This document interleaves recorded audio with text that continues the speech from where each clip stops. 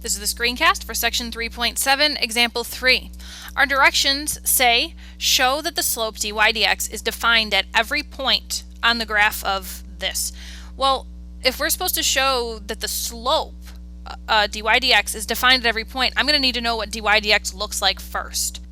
So let's take the original equation and find its derivative. The derivative of 2y is going to be 2, and then dy dx, don't forget that, equals derivative of x squared is 2x dx dx, which cancels, plus now the derivative of sine y is going to be cosine of y, again dy dx. Now we've got two different dy dx's to solve for. Back on page 1 of your notes, it gives a step-by-step process of implicit differentiation, but maybe you'd be able to figure it out anyway. We're going to get the dy dx's on the same side of the equal sign, and now I can factor out dy dx and divide by the remaining expression to solve for dy dx. Well, our goal isn't just to find dy dx, we're supposed to show that the slope will always be defined. Well, the only thing that's going to make this derivative undefined is if the denominator equals 0. So let's set the denominator equal to 0, and I get that 2 equals the cosine of y. Well, the cosine of y will never equal 2. So, since 2 minus cosine of y will never equal 0, which we showed here, dy dx is defined on every point on the graph of 2y equals x squared plus sine y. Then now try problem number 13. Kind of asks us a related question, but this time instead of saying that it's always defined, we're going to find out where the slope of the curve is defined, meaning it's probably undefined at some places. So again, in order to determine where the slope is defined, we need to find an equation that represents the slope, so the derivative.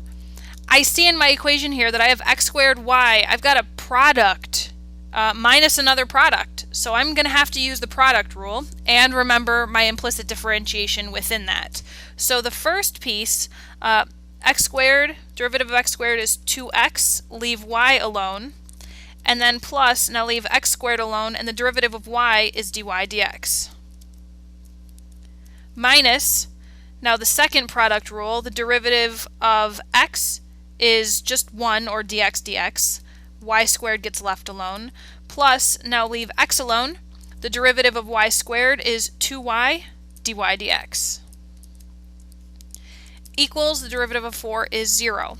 Now I'm going to distribute the negative sign and remove the non-dy dx terms to the other side of the equal sign.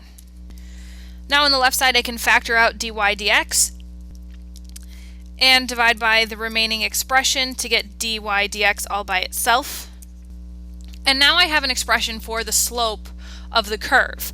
I need to find out where this is defined. Well, the only place that it's going to be undefined is when x squared minus 2xy equals 0. And I know there's two variables in here, so you can't specifically say, you know, when x equals 5 and x equals 10. So I'm going to factor out the x, and I get x cannot equal 0.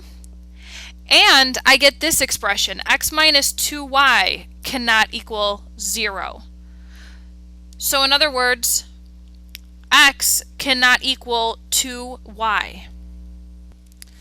Therefore, the slope of the curve is defined everywhere that x does not equal 0 and everywhere that x does not equal twice the y coordinate. So we have this expression that relates what x cannot be according to what y is, and that's okay.